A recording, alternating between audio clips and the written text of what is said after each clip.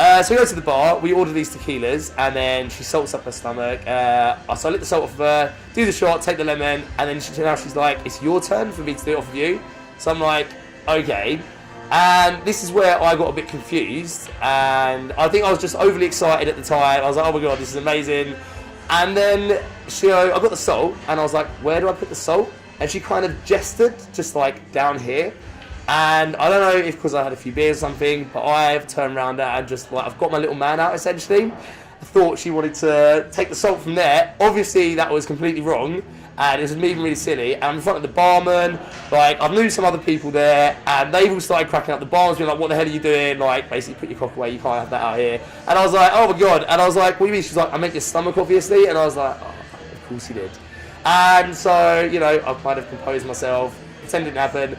Got my stomach out, we carried on, done the shot, and then it was all quite funny. And then the rest of the day went really well. In a cherry orchard in New Zealand, and I used to spend the days up a ladder in a tree, picking loads of cherries and put them into baskets, and then getting paid at the end of the week. And it was brilliant. The sun was always shining, it was always great, and there was loads of travellers doing the same things. I was once serenaded on a date, and the boy had a ukulele to do it.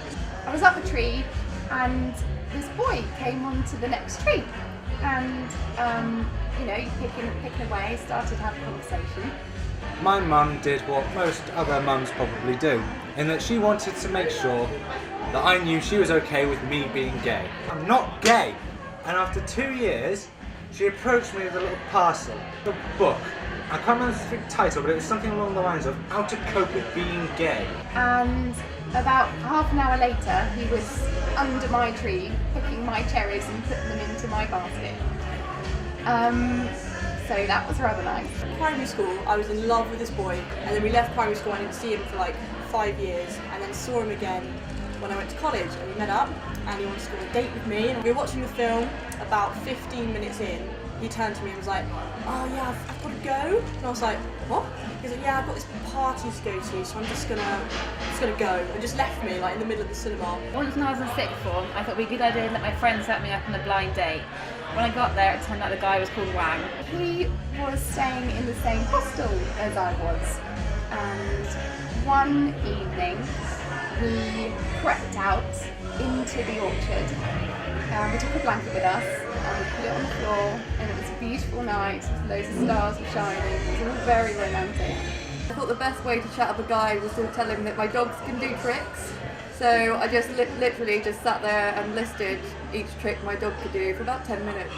But it worked. Me and my mate went out skinny dipping on the beach next to the apartment. My girlfriend came with us to look after our clothes.